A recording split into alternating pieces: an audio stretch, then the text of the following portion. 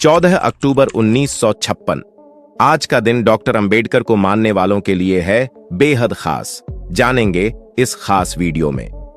14 अक्टूबर 1956 में देश में तब सनसनी फैल गई थी जब डॉक्टर भीमराव अंबेडकर अपने 3,65,000 समर्थकों के साथ बौद्ध धर्म स्वीकार कर लिया। हालांकि इसका संकेत वह बहुत पहले से दे रहे थे।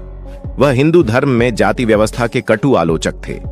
आज ही था वो दिन है जिसे धम्मचक्र प्रवर्तन दिवस के रूप में मनाया जाता है। हालांकि उनके इस कदम और इससे संबंधित भाषणों का बहुत विरोध भी हुआ। 14 अक्टूबर 1956 नागपुर की दीक्षा भूमि डॉक्टर भीमराव अंबेडकर अपने 3,65,000 अनुयायियों के साथ बौद्ध धर्म स्वीकार कर लिया। इससे पहले वह कई किताबें और लेख लिखकर ये तर्क देते रहे थे कि क्यों अस्पृश्यों के लिए बराबरी पाने के लिए बौद्ध धर्म ही क्यों एकमात्र रास्ता है।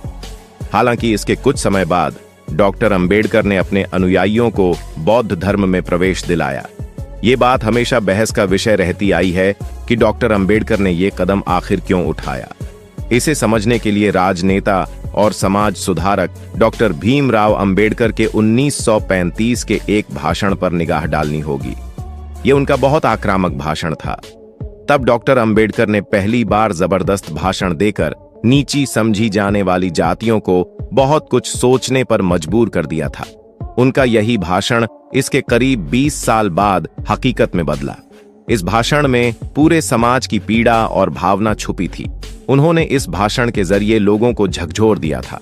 उन्होंने उस भाषण में साफ शब्दों में कहा था कि ताकत चाहते हैं, सत्ता और समानता चाहते हैं तो धर्म बदलिए। उस भाषण में उन्होंने कहा, आप एक सम्मानजनक जीवन चाहते हैं तो आपको अपनी मदद खुद करनी होगी और यही सबसे सही मदद होगी। अगर आप आत्मसम्मान चाहते हैं तो धर्म बदलिए। अगर एक सहयोगी समाज चाहते हैं तो धर्म बदलिए। अगर ताकत और सत्ता चाहते हैं तो धर्म बदलिए। समानता, स्वराज और एक ऐसी दुनिया बनाना चाहते हैं जिसमें खुशी खुशी जी सकें तो धर्म बदलिए। डॉक्टर भीमराव अंबेडकर को बचपन में हिंदू धर्म में रहते हुए ऐसे हालात, ऊंच नीच और छुआछूत का सामना करना पड़ा था कि इस संघर्ष को वो ताजिंदगी नहीं भूल पाए। हालांकि इस संघर्ष ने उन्हें और शोषित वर्ग में एक नए किस्म की चेतना और जज्बा भी पैदा किया। इस भाषण ने डॉक्टर अंबेडकर को देश भर में चर्चाओं में ला दिया। उनका विरोध भी शुरू हो गया। कई नेता उनके विरोध में आ गए। डॉक्टर अंबेडकर पर देश की 20% से ज्यादा आबादी को भड़काने के आरोप लगने लगे, जिस पर उन्होंने कहा, जो शोषित हैं उनके लिए धर्म को नियति का नहीं बल्कि चुनाव का विषय मानना चाहिए। ये बातें जब महात्मा गांधी तक पहुंची तो उन्होंने इस बात से ऐतराज किया। उन्होंने साफ कहा कि धर्म बदलना कोई समाधान नहीं होता और ना ही ऐसा करना चाहिए। गांधी ने कहा था, धर्म न तो कोई मकान है और न ही कोई चोगा जिसे उतारा या बदला जा सकता है। यह किसी भी व्यक्ति के साथ उसके शरीर से भी ज्यादा जुड़ा हुआ है। गांधी का विचार था कि समाज सुधार के रास्ते और सोच बदलने के रास्ते चुनना बेहतर था, धर्म परिवर्तन नहीं।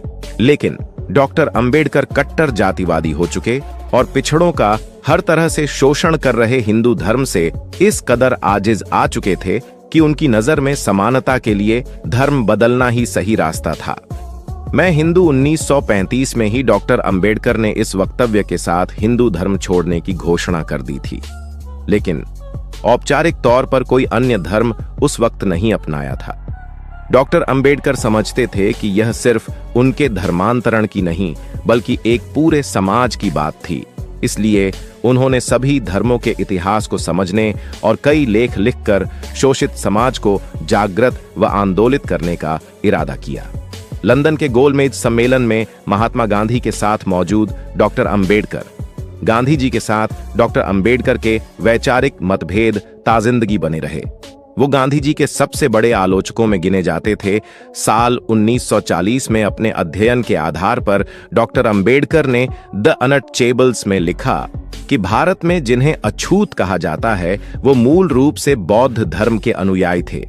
ब्राह्मणों ने इसी कारण उनसे नफरत पाली। इस थ्योरी के बाद डॉक्टर अंबेडकर ने 1944 में मद्रास में एक भाषण में कहा और साबित किया कि बौद्ध धर्म सबसे ज्यादा वैज्ञानिक और तर्क आधारित धर्म है। कुल मिलाकर बौद्ध धर्म के प्रति डॉक्टर अंबेडकर का झुकाव और विश्वास बढ़ता रहा। आजादी के बाद संविधान सभा के प्रमुख बनने के बाद बौद्ध धर्म से जुड़े चिन्ह डॉक्टर अंबेडकर ने ही चुने थे। 14 अक्टूबर 1956 को नागपुर स्थित दीक्षा भूमि में डॉक्टर अंबेडकर ने विधिवत बौद्ध धर्म स्वीकार किया। इसी दिन महाराष्ट्र के चंद्रपुर में डॉक्टर अंबेडकर ने सामूहिक धर्म परिवर्तन का एक कार्यक्रम भी किया और अपने अनुयायियों को 22 शपथ दिलवाईं, जिनका सार था कि बौद्ध धर्म अपनाने के बाद किसी हिंदू देवी देवता और उनकी पूजा में विश्वास नहीं किया जाएगा, हिंदू धर्म के कर्मकांड नहीं होंगे और ब्राह्मणों से किसी किस्म की कोई पूजा अर्चना नहीं करवाई जाएगी। इसके अलावा समानता और नैतिकता को अपनाने संबंधी कस्में भी थीं। डॉक्टर अंबेडकर के धर्म परिवर्तन को असल में दलित बौद्ध आंदोलन के नाम से इतिहास में दर्ज किया गया, जिसके मुताबिक डॉक्टर अंबेडकर के रास्ते पर लाखों लोग हिंदू धर्म छोड़कर बौद्ध बने थे। हालांकि इस धर्म बदलाव की घटना के मुश्किल से 2 माह बाद ही उनका निधन हो गया। उनकी मृत्यु के बाद यह आंदोलन धीमा पड़ता चला गया। 2011 की जनगणना के मुताबिक देश में करीब 84 लाख बौद्ध हैं, जिनमें से करीब 60 लाख महाराष्ट्र में हैं और ये महाराष्ट्र की आबादी के 6% हैं, जबकि देश की आबादी में बौद्धों की आबादी 1% से भी कम है। डॉक्टर अंबेडकर ने फिर ताम्र बौद्ध धर्म की शिक्षाओं का पालन किया। वो चाहते थे कि देश से ऊंच नीच और छुआछूत खत्म हो जाए। हालांकि इस मामले में देश में काफी सुधार भी हुआ, लेकिन अब भी काफी कुछ किया जाना बाकी है। डॉक्टर अंबेडकर 1948 से मधुमेह से पीड़ित थे। वह जून से अक्टूबर 1954 तक बहुत बीमार रहे। उनका स्वास्थ्य खराब से खराब होता गया। अपनी अंतिम पांडुलिपि बुद्ध और उनके धम्म को पूरा करने के 3 दिन बाद 6 दिसंबर 1956 को उनकी मृत्यु दिल्ली में उनके घर में हो गई। 7 दिसंबर को चौपाटी समुद्र तट पर बौद्ध शैली में उनका अंतिम संस्कार किया गया, जिसमें सैकड़ों हजारों समर्थकों, कार्यकर्ताओं और प्रशंसकों ने भाग लिया। दोस्तों, डॉक्टर अंबेडकर ने दलितों के अधिकारों के लिए कठोर संघर्ष किया, सामाजिक भेदभाव के खिलाफ आवाज उठाई और कई सरकारी संस्थाओं की स्थापना की। उन्होंने महाड़ सत्याग्रह जैसे आंदोलन चलाए, मूकनायक और बहिष्कृत भारत जैसे पत्र पत्रिकाएं प्रकाशित कीं, जिससे दलितों में चेतना जगी। उन्होंने भारतीय संविधान के निर्माण में महत्वपूर्ण योगदान दिया, जिसमें दलितों के लिए आरक्षण और अन्य संवैधानिक सुरक्षा उपाय शामिल किए गए। आज की वीडियो में बस इतना ही।